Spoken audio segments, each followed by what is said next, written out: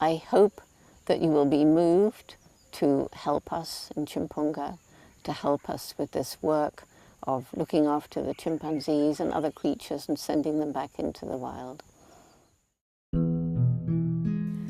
Tchimpounga's daily routine is very similar to that of any sanctuary in the West. First thing in the morning, between 6:30 and 7:30, caregivers and maintenance staff check the fences.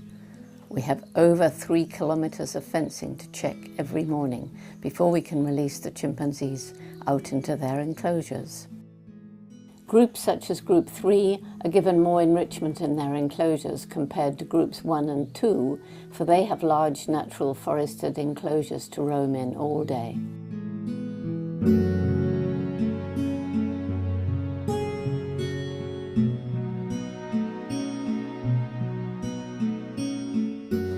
On a daily basis, Tchimpounga staff feed approximately 750 kilograms of fresh fruits and vegetables to the 8 different groups.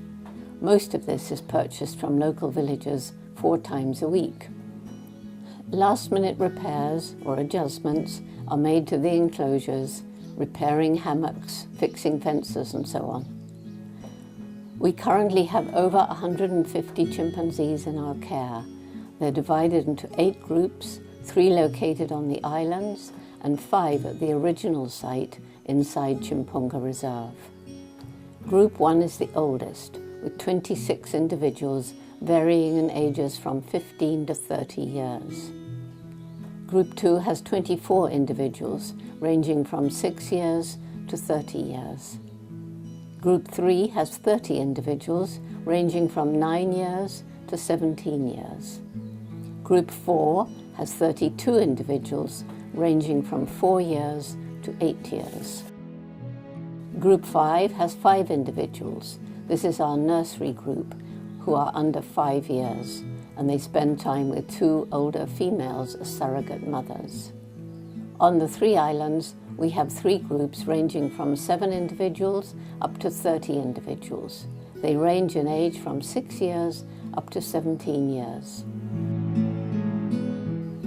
Infants are given baby formula several times a day for up to 4 years.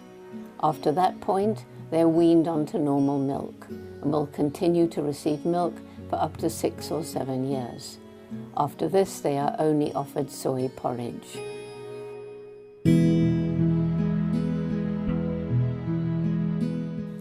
Each day, all the younger chimps are given body temperature checks. This is one of the easiest ways for the veterinary team to monitor the health of so many individuals, especially the younger ones. Any temperature over 38 degrees centigrade is immediately reported to the veterinary team. Once the temperatures are taken, the younger chimpanzees are then escorted out into the nearby forests for the day.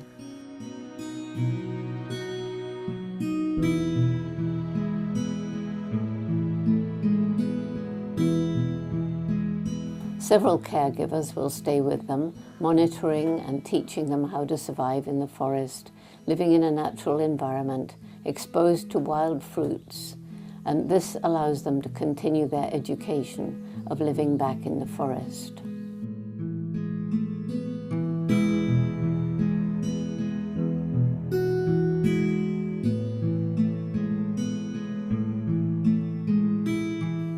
At the same time, the infants are taken to another small forest close to the sanctuary.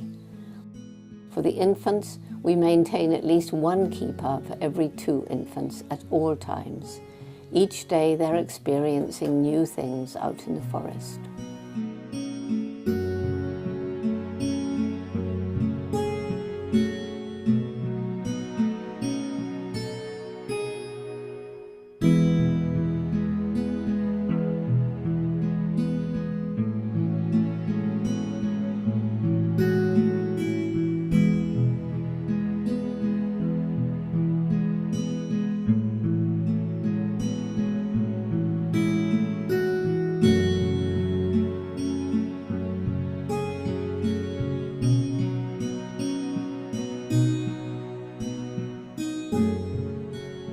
Meantime, the older groups are also going out into their enclosures. In Group 2, we scatter their morning food into the enclosure, while for Group 1, we throw it over the fence after they go out. We maintain at least 10% of their diet with wild fruits that are collected from the nearby forests by local villagers.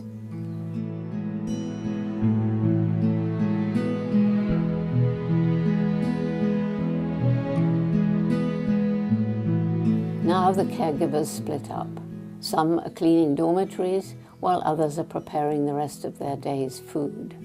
Because we don't have access to manufactured foods like primate cubes or nuts, we supplement our fresh food diet with rice and soy porridge.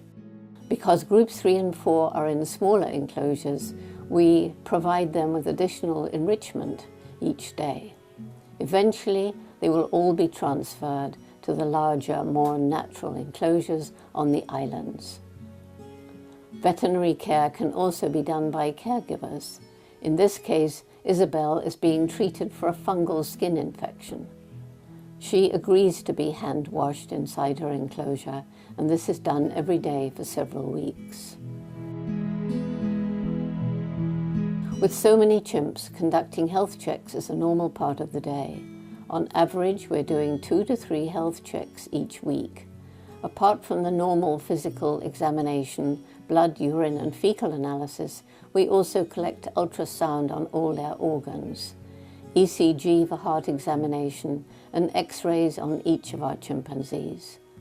All adult females are given a contraceptive implant called Implanon to prevent unwanted pregnancies.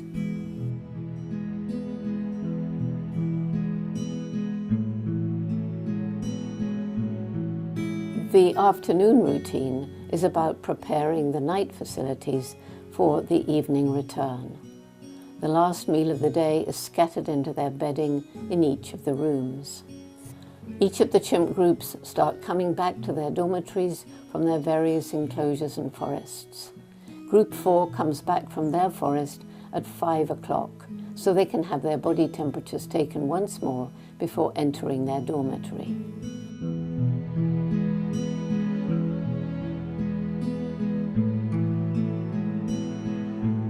Once all adults are inside, caregivers can check individuals for wounds and just general health status. Staff are able to treat minor wounds through the bars. Most of this is done without any formal training or conditioning. It's more because of the strong bonds between the caregivers and the chimpanzees. The last thing before locking down for the night is giving everyone their soy porridge.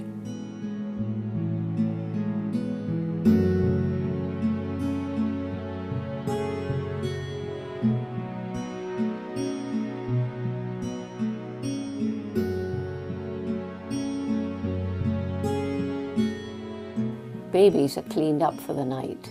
This is because all infants under 2 years of age will sleep with their caregivers. Caregivers could have 1 or 2 infants a night for up to 2 years. Finally, when they reach an age when we think they are secure enough, we will let the chimp youngsters sleep with older female chimpanzees who can act as surrogate mothers. As the chimpanzees start making their beds for the night, we provide fresh cut straw from the reserve every day.